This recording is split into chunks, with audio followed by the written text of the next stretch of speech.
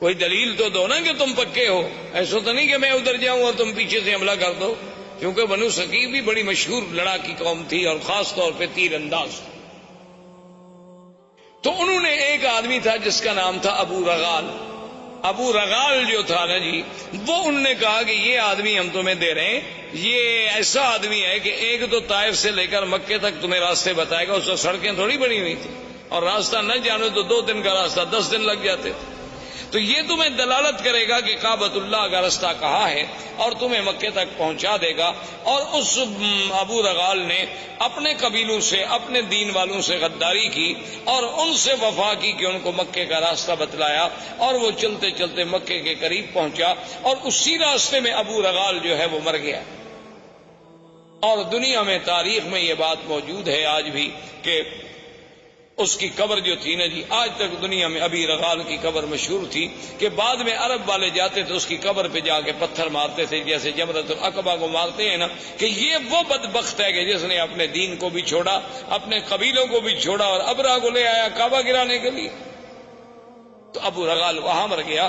ابرہہ کا لشکر جب کعبۃ اللہ کے قریب پہنچے، اس نے ڈیرا ڈال دیا اور حکم دے دیا کہ جو لوگ ملے، مال ملے، مویشی ملے، سب پکڑ لو. چونکہ روب ڈالنا تھا مکے والوں پر، تو ان مال مویشیوں میں 200 اونٹ جو ہے وہ عبد المطلب کے بھی پکڑے گئے. عبد المطلب جو ہیں یہ حضور صلی اللہ علیہ وسلم کے دادا ہیں. اور عبد المطلب جو تھے کان جسیمن وسیمن، یعنی بڑے خوبصورت، بڑے جمال والے کیوں نہ ہوں، آخر دادا ہے محمد الرسول اللہ صلی اللہ علیہ وسلم. انہیں پتہ چلا کہ جناب آپ کے 200 اونٹ پکڑ لیے ابرہہ نے. تو وہاں پہنچے اور انہیں پتہ چلا کہ ذو نفر جو ہے ہمارے قبیلہ عرب کا قید میں ہے. تو ذو نفر کو ملے کہ بھئی تمہارا کوئی تعلق ہے؟ انہوں نے کہا میرا تعلق ہوتا تو میں قید ہوتا. البتہ میں یہ کر سکتا ہوں کہ جو ہاتھی چلانے والا 19 ہے، سائس، اس زمانے میں ہاتھی کا جو سائس ہوتا تھا نا، اس کو بڑا تقرب ہوتا تھا جو وہ بادشاہ کے قریب بیٹھتا تھا. بادشاہ کا ہودج جو ہے سب سے بڑے ہاتھی پہ ہوتا تھا. تو میں 19 کو کہہ دیتا ہوں، کیونکہ راستے میں چاہے میں قید میں رہا لیکن ہماری کچھ دوستی ہو گئی آپس میں. تو اس نے 19 کو سفارش کی. 19 نے ابرہہ سے کہا کہ عبد المطلب سردار جو ہے مکے کا ملنے آیا ہے. تو اس نے کہا ٹھیک ہے. جب عبد المطلب داخل ہوئے تو کہتے ہیں ابرہہ پہ اتنا روب پڑا، اتنا ان کا دبدبا اور جلال تھا کہ اس نے کہا کہ تخت پہ برابر بٹھاؤں تو پھر تو بات شاید نہ بنے. خود تخت سے نیچے اتر آیا اور استقبال کیا، اور خود بھی نیچے بیٹھ گیا اور عبد المطلب کو بھی اپنے برابر بٹھایا. اتنا روب آ گیا اس کے دل پر کہ یہ کون ایسا خوبصورت جمال والا آدمی. اور پھر عبد المطلب جیسا فصیح آدمی، بولنے والا آدمی، اس نے کہا جی آپ حکم دیں، آپ کیسے آئے؟ انہوں نے کہا جی کوئی مسئلہ نہیں ایسا، مسئلہ صرف اتنا ہے کہ میرے 200 اونٹ جو ہیں وہ آپ کے لوگوں نے، آپ کی فوجیوں نے پکڑے ہیں، وہ آپ مجھے چھوڑ. تو ابرہہ ہنس رہا. تو اس نے کہا کیا بات ہے؟ اس نے کہا کہ عبد المطلب دیکھو جب تم آئے نا تو میرے دل میں تمہاری بڑی عزت، بڑی عظمت تھی. میں نے کہا یہ تو سردار اس قسم کے تو میں نے آج دیکھے ہیں، لیکن جب تم نے بات کی نا تمہاری عزت ساری ختم. عبد المطلب نے کہا ولی ماذا، کیوں؟ اس نے کہا عجیب بات ہے، میں کعبۃ اللہ کو گرانے کے لیے فوج دے کے بیٹھا ہوں، تم مکے کے سردار ہو، تم مجھ سے معافی مانگے مکے پہ چڑھائی نہ کرو، کعبۃ اللہ کو نہ گراؤ، ہمیں معاف کر دو، واپس جاؤ. تم اونٹ چھڑانے کے لیے آئے، تمہیں اونٹوں کا فکر ہے. تو عبد المطلب نے بڑے غور سے دیکھا اور کہا کہ ابرہہ سنو، انا رب الابل ولہذا البیت رب یحمی، سن لو کہ میں ان اونٹوں کا مالک ہوں، لیکن اس گھر کا بھی ایک مالک ہے جو اس کی خود حفاظت کرے گا. مجھے کیا ضرورت ہے حفاظت کرنے کی؟ ہم تمہارا مقابلہ نہیں کر سکتے. تو یہ کون سی معقولیت ہوگی کہ ہم بلا وجہ جنگ لڑیں؟ مجھے اونٹوں کی فکر تھی، میں آ گیا، لیکن اس گھر کا بھی ایک رب ہے، ولہذا البیت رب، اس گھر کا بھی ایک رب ہے، یحمی ہے جو اپنے گھر کی خود حفاظت کرے گا، ورنہ ہم تو عاجز بندے ہیں، ہم حفاظت نہیں کر سکتے. تو ابرہہ نے کہا اچھا ٹھیک ہے جی، لے جاؤ اونٹ لے جاؤ، لیکن بات سن لو، قریش سے کہہ دو، قبائل عرب سے کہہ دو کہ ہم تمہارے ساتھ جنگ کے لیے نہیں آئے، ہم تو صرف اللہ کے کعبے کو گرانے کے لیے آئے ہیں. اگر وہ میرے راستے میں رکاوٹ نہیں بنیں گے اگر وہ میرا راستہ نہیں روکیں گے تو میں ان کو کبھی تکلیف نہیں پہنچاؤں گا، بس میں کعبہ کا انہدام کر کے چلا جاؤں گا۔ عبد المطلب نے کہا ٹھیک ہے۔ آئے، انہوں نے اعلان کر دیا کہ مکے والوں پہاڑوں پہ چلے جاؤ، اللہ سے دعائیں مانگو۔ خود اس نے طواف کیا، ملتزم پہ آیا اور اس نے کہا کہ مولا تو جانتا ہے کہ ہم عاجز ہیں، ہم تیرے گھر کی حفاظت نہیں کر سکتے، آج اپنے گھر کی حفاظت تو خود فرما۔ اور اس کے بعد پہاڑوں پہ چلے گئے۔ بادشاہ نے حکم دیا اور اس محمود ہاتھی کو آگے چلائے۔ وہ ابو نفر جو قید میں تھا، وہ تو قبیلہ عرب کا سردار تھا نا، اس نے جب دیکھا کہ ہاتھی لے کر یہ کعبۃ اللہ کی طرف گرانے کے لیے جا رہے ہیں، تھا تو بیچارہ قیدی، لیکن اس نے موقع حاصل کر کے آیا اور محمود ہاتھی کے کان جو تھے نا، ایک کان سے چمٹ گیا، لٹک گیا اس کے کان سے، اور کہنے لگا ابرک یا محمود، ابرک یا محمود امامک بیت اللہ، کہ اے ہاتھی بیٹھ جاؤ، مت بڑھو، آگے خدا کا گھر ہے، خدا کا گھر ہے۔ اس نے اتنی کہنا تھا کہ ہاتھی بیٹھ۔ اب ہاتھی جب بیٹھ گیا تو بادشاہ ابراہ نے حکم دیا سائس کو کہ ہاتھی کو چلاؤ، ہاتھی کو مارتا ہے، ہاتھی چلتا ہے۔ سائس نے کہا کہ چلو ہاتھی کا رخ موڑو یمن کی طرف۔ ہاتھی کا رخ جب یمن کی طرف موڑا گیا تو وہ جناب چل پڑا۔ اس نے کہا پھر ایک لمبا چکر دے کے پھر کعبے کی طرف موڑو، کعبے کی طرف موڑے وہ برک کر کے بیٹھ جائے۔ اس نے کہا یہ عجیب بات ہے، ہاتھی کیوں نہیں جاتا؟ اس نے کہا جی اب آپ دیکھ رہے ہیں میں یمن کی طرف چلاتا ہوں تو چلتا ہے اور کعبے کی طرف چلاتا ہوں تو نہیں چلتا ہے۔ تو ابھی اسی اسنا میں تھے کہ اللہ تبارک و تعالیٰ کے حکم سے کعبۃ اللہ کی جانب سے آسمان پہ سیاہی پھیل گئی اور چھوٹے چھوٹے پرندوں کا اتنے بڑے غول آئے کہ جیسے بادل ہوتا ہے، جس کو قرآن کہتے ہیں الم تر کیف فعل ربک باصحاب الفیل الم یجعل کیدہم فی تضلیل وَأَرْسَلَ عَلَيْهِمْ طَيْرًا أَبَابِيلَ تَرْمِيهِمْ بِحِجَارَةٍ مِّن سِجِّيلٍ فَجَعَلَهُمْ كَعَصْفٍ مَّأْكُولٍ۔ اللہ نے فرمایا کہ آپ نے نہیں دیکھا کہ اللہ نے ہاتھی والوں سے کیا کیا؟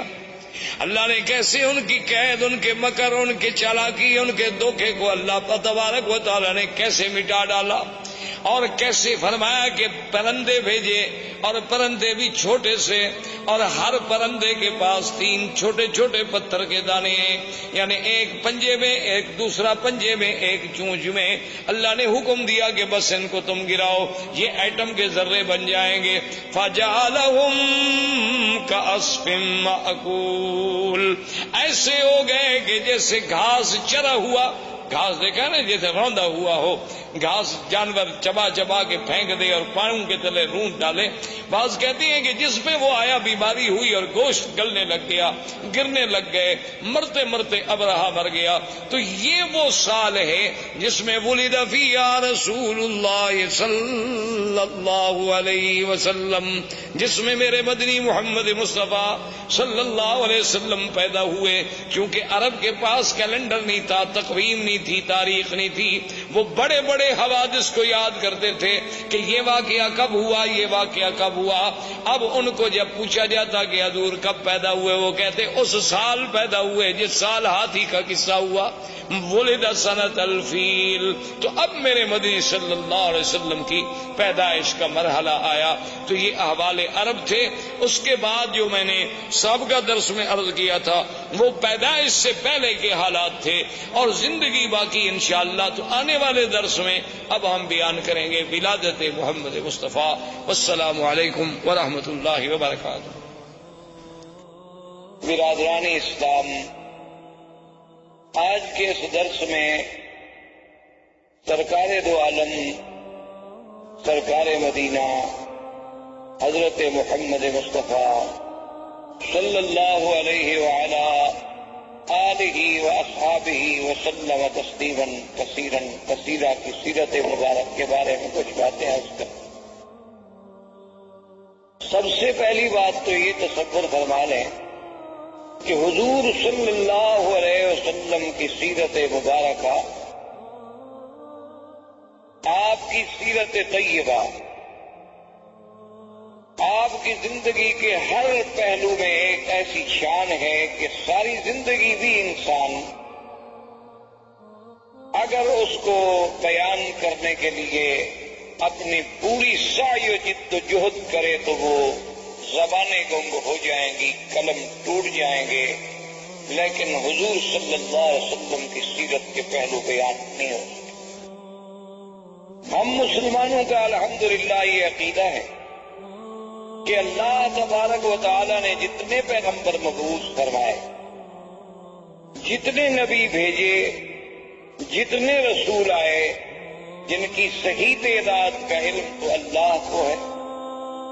عام روایات سے جو بات معلوم ہوتی ہے وہ یہ ہے کہ 1,24,000 نبی بھیجے گئے، جن میں 313 رسول آئے، اور ان 313 رسولوں میں سے پھر 5 اولو العزم من الرسل آئے، اور ان 5 میں سے بھی پھر سب کے سردار جو ہیں وہ خاتم الرسل سیدنا محمد مصطفیٰ صلی اللہ علیہ وسلم کی ذات مبارک۔ تو اس لیے حضور صلی اللہ علیہ وسلم کی زندگی کا ہر پہلو، یعنی آپ کی ولادت سے قبل، آپ کی ولادت مبارکہ کے احوال، آپ کی ولادت سے پہلے کے علامات، آپ کی ولادت سے قبل کے مبشرات، آپ کی ولادت باسعادت کے وقت کے حالات، آپ کا رضا، آپ کا بچپن، پھر آپ کی جوانی، پھر آپ کے ازواج مطہرات سے نکاح، پھر حضور صلی اللہ علیہ وسلم کی بعثت، نزول قرآن، پھر سرکار دو عالم صلی اللہ علیہ وسلم کی مکی زندگی، پھر حضور صلی اللہ علیہ وسلم کی ہجرت، حضور صلی اللہ علیہ وسلم کا معراج، حضور صلی اللہ علیہ وسلم کا اسراء، حضور صلی اللہ علیہ وسلم کے غزوات، اسی طرح حضور صلی اللہ علیہ وسلم کا جمال،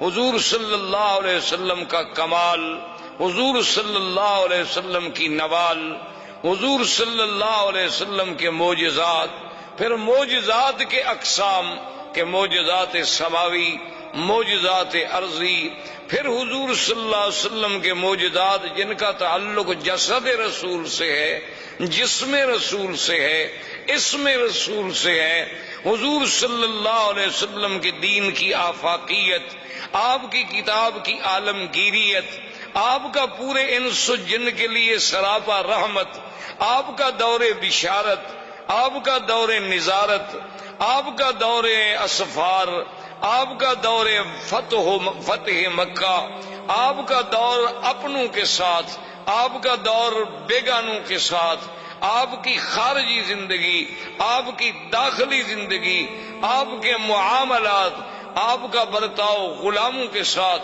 کون سا پہلو ہے جس پہ آدمی، کوئی مورخ، کوئی صاحب قلم، کوئی استاذ، کوئی مدرس، میرا تو ایمان ہے کہ اگر ساری دنیا کے پڑھے لکھے لوگ بھی سیرت پاک پہ لکھنا شروع کر دیں تو ہماری اپنے عقول، ہمارے اپنی جد و جہد، ہماری سعی، ہماری ہمتیں، ہماری زبانیں گنگ ہو جائیں گی، لیکن سیرت پاک کے پہلو ہم کسی طرح سر انجام پورے نہیں کر سکے صلی اللہ علیہ وسلم۔ اب اس بات پہ آپ غور کریں، تاریخ عالم پہ نظر ڈالیں، کتب سیر پہ نظر ڈالیں، جس انداز میں میرے آقا سرکار دو عالم حبیب کبریا حضرت محمد مصطفیٰ صلی اللہ علیہ وسلم کا ورود مسعود ہے، اور کسی اللہ کے نبی پیغمبر کے بارے میں یہ بات نہیں ملتی۔ یعنی اسی سے آپ اندازہ لگائیں کہ 1,24,000 پیغمبر حضور صلی اللہ علیہ وسلم کے آنے کا اعلان کرتے جائیں۔ اللہ نے قرآن میں تو صرف عیسیٰ علیہ السلام کا ذکر فرما دیا نا، چونکہ آپ سے زمانہ قریب تھا، کہ عیسیٰ علیہ السلام کے بارے میں ذکر آیا کہ وَمُبَشِّرًا بِرَسُولٍ يَأْتِي مِن بَعْدِ اسْمُهُ احمد۔ لیکن اصل بات یہ ہے کہ ہر کتاب، تورات میں، انجیل میں، زبور میں، ہر کتاب میں نعت محمد مصطفیٰ صلی اللہ علیہ وسلم۔ تو یہ اتنا بڑا اہتمام حالانکہ اللہ تو جانتے تھے نا کہ حضور صلی اللہ علیہ وسلم کس زمانے میں پیدا ہوں گے.